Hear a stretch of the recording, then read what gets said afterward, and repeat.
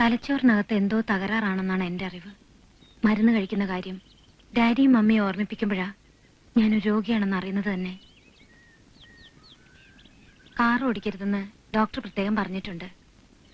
എന്നാലും ഡാഡിയുടെയും മമ്മിയുടെയും കണ്ണുവെട്ടിച്ച് ഞാൻ കാർ ഓടിക്കും. ഡ്രൈവിംഗ് എനിക്ക് ഭയങ്കര ഇഷ്ടാ. ഡാഡി അറിയാതെ ബാമ എന്നെ പഠിപ്പിച്ചതാ. തലച്ചോറിന് തകരാറുള്ളവർ കഴിക്കുന്ന മരുന്നല്ല രേവതി കഴിക്കുന്നത്. പിന്നെ വെറും വൈറ്റമിൻ ടാബ്ലറ്റ്സ്. ആര് പറഞ്ഞു? ഇത് അനന്തപത്മനാഭ സാർ വാങ്ങിയ മരുന്നിന്റെ ബില്ല. ഇത് ഈ ബില്ല് കൊടുത്ത് ഞാൻ വാങ്ങിയ വൈറ്റമിൻ ടാബ്ലറ്റ്സ്. ജസ്സി, ഈ മരുന്നല്ലല്ലോ ഞാൻ കഴിക്കുന്നത്. ഈ മരുന്നുകൾ തന്നെയാണ് രേവതി കഴിക്കുന്നത്. പക്ഷേ ടിന്നിൽ പൊട്ടിച്ചിട്ട് നല്ലതാണെന്ന് മാത്രം. അതെ, ഇത് രണ്ടും ഒന്ന് തന്നെയാ. ചിലപ്പോ എന്റെ അസുഖത്തിന് ഇത് മതിയായിരിക്കും. എങ്കിൽ അതെന്തിനും ടിന്നിൽ പൊട്ടിച്ചിട്ട് തരണം. കഴിക്കുന്ന മരുന്നിന്റെ പേര് രേവതി അറിയരുതെന്ന് ഡാഡി ആഗ്രഹിക്കുന്നു. ഉണ്ണികൃഷ്ണൻ പറഞ്ഞു വരുന്നത്? ഞങ്ങൾക്ക് ചില സംശയങ്ങളുണ്ട്. രേവതി ഞങ്ങളോട് സഹകരിക്കണം. മിസ്റ്റർ ഉണ്ണികൃഷ്ണൻ, വെറുതെ ഡാഡിയെ ദേഷ്യം പിടിപ്പിക്കരുത്. ഞാൻ ബോധ്യപ്പെടുത്തി തന്നാലോ? ഞാൻ വിശ്വസിക്കില്ല. നിങ്ങൾ കള്ളം പറയാ. വെറുതെ പ്രശ്നങ്ങൾ ഉണ്ടാക്കുകയാണ്. ബഹളം വെക്കണ്ട. കുട്ടിക്കെന്നല്ല, ആർക്കും ഇത് വിശ്വസിക്കാനാവില്ല. സാവധാനം ആലോചിച്ച സത്യം ബോധ്യമാവും. ഞങ്ങൾ ബോധ്യപ്പെടുത്തി തരാം. രേവതിയെ ചികിത്സിക്കുന്ന ഡോക്ടർ ആരാ? ഡോക്ടർ രാമചന്ദ്രൻ.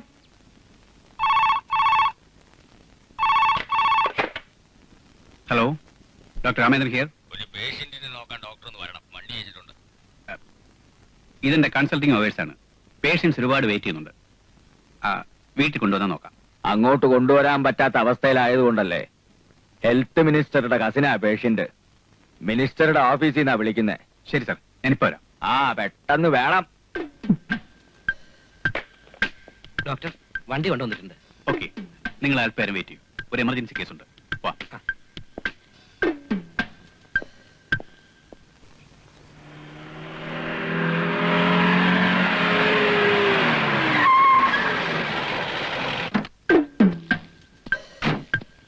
ഡോക്ടർ, ഇത് അനന്തന്റെ അവസ്ഥലമല്ലേ? ഇവിടെയാണ് പേഷ്യന്റ് കിടക്കുന്നത്. വരൂ.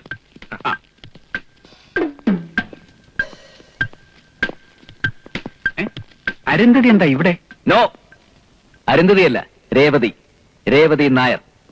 1980 ബോംബെയിൽ വെച്ചുണ്ടായ പ്ലെയിൻ ക്രാഷിൽ കൊല്ലപ്പെട്ട കോടീശ്വരനായ സേതുമാധവന്റെയും വിജയലക്ഷ്മിയുടെയും സ്വത്തുക്കളുടെ ഒരേ ഒരു അവകാശി മിസ് രേവതി നായർ.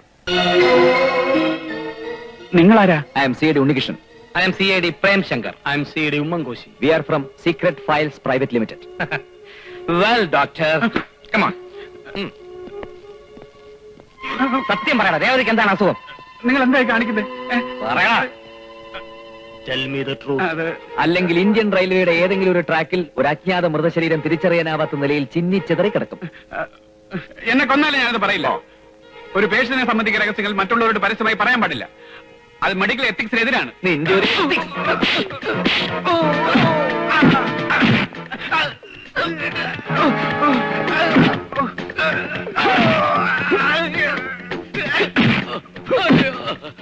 അയ്യോ, ഇനി എന്നെ തല്ലരുത്. ഞാനെല്ലാം പറയാം. രേവതിക്ക് യാതൊരു അസുഖവും ഇല്ല. അനന്തം പറഞ്ഞിട്ടാ ഞാനിതെല്ലാം ചെയ്തത്. എന്തിനെ? അത് അവൾ ഒരിക്കലും വിവാഹിതയാകാതിരിക്കാൻ വേണ്ടി.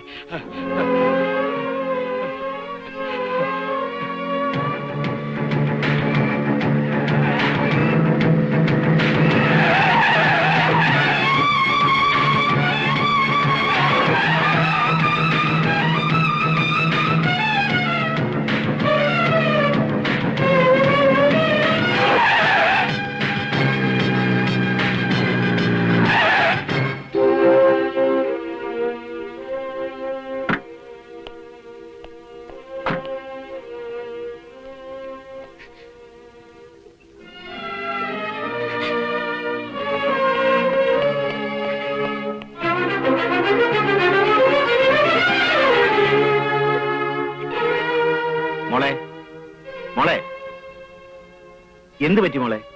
ഉച്ചക്കത്തെ ഗുളിക കഴിച്ചില്ലേ നീ?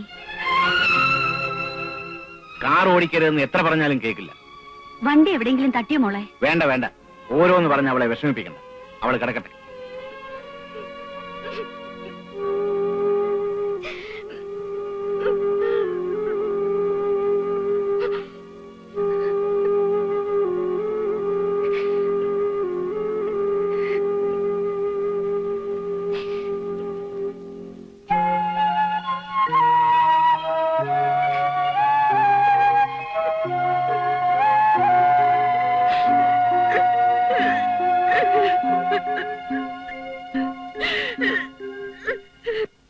എന്താണോ ഈ പറയുന്നത്?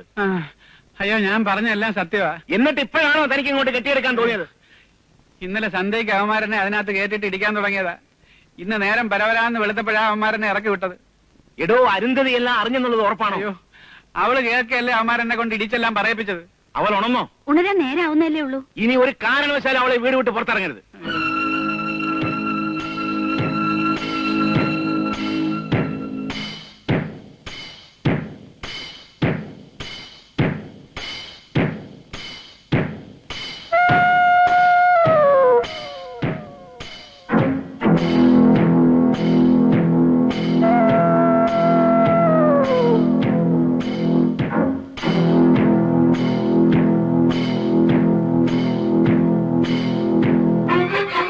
അലമാരിയിൽ അവളെ ഡ്രസ് ഒന്നുമില്ല. മേശപ്പുറത്തിരുന്ന ഫോട്ടോയും കാണുന്നില്ല. അവള് പോയെന്നാ തോന്നുന്നത്. പോലീസിൽ അറിയിച്ചാലോ? വിഡിത്തം പറയാതെ. പോലീസിൽ അറിയിച്ചാൽ അവളെ കണ്ടുപിടിച്ചു വരും. ആ നിമിഷം നമ്മൾ ഈ വീട്ടിൽ നിന്ന് ഇറങ്ങി കൊടുക്കേണ്ടി വരും. വീട് മാത്രമോ, കമ്പനി, എസ്റ്റേറ്റും എല്ലാം പറയും. ഇനി എന്ത് ചെയ്യും? അങ്ങനെ വിട്ടൊഴിഞ്ഞു കൊടുക്കാനല്ലല്ലോ ഞാൻ ഈ പാടൊക്കെ പെട്ടത്. എന്ത് ചെയ്യണമെന്ന് എനിക്കറിയാം.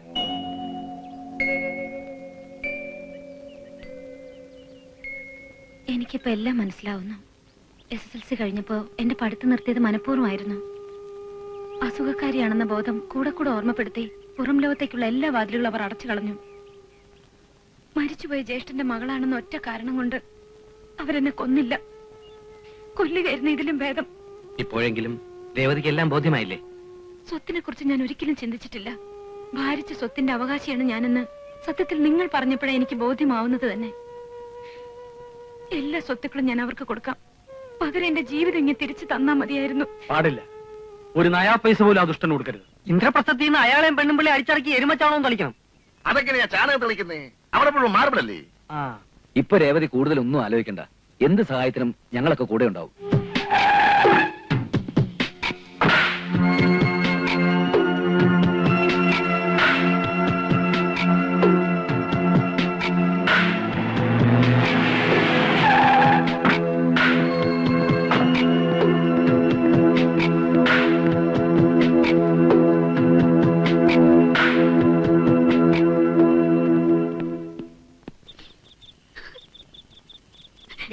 എനിക്ക് വയ്യ ഇതൊന്നും കാണാൻ. അന്നേ ഞാൻ പറഞ്ഞതാ ചാടിക്കറി വാക്കൊന്നും പറയരുതെന്ന്. അതിനിപ്പോ ഇവിടെ എന്തുണ്ടായെന്നാ? ഒന്നും ഉണ്ടായില്ലേ? ഇവള് ജലപാനം കഴിച്ചിട്ട് ദിവസം 2 ആയി. അവന്റെ കത്ത് കിട്ടിയിട്ട് എന്തെങ്കിലും കഴിക്കുമെന്ന് വാശിയില്ല ഇവള്. ഓരോ ഏടാകൂടങ്ങൾ വലിച്ചു വെച്ചിട്ട് വീട്ടിലുള്ളവർക്ക് കിടക്കപ്പുറത്ത് ഇല്ലാണ്ടായി. അമ്മയെ കൊണ്ട് എന്തിനാ മോളെ അച്ഛനെ ഇങ്ങനെ വഴക്ക് കേൾപ്പിക്കുന്നത്? മോൾ എഴുന്നേറ്റ് എന്ത് വല്ലതും കഴിക്കേ. ചെല്ലേ. എന്ത് പ്രശ്നം ഉണ്ടായാലും മുടങ്ങാതെ കത്തയക്കാന്ന് പാറേക്കാവ് ഭഗവതി പിടിച്ച സത്യമായിട്ടേച്ച ഉണ്ണീട്ടം പോയത്. അടിയടിയൊക്കെ കൊള്ളേണ്ട പണിയാ. അതാ എനിക്ക് പേടി. നീ ഇങ്ങനെ കണ്ണിൽ എണ്ണ ഒഴിച്ച് നോക്കിയിരിക്കാൻ അവൻ നിന്റെ ഭർത്താവൊന്നും ആയിട്ടില്ലല്ലോ.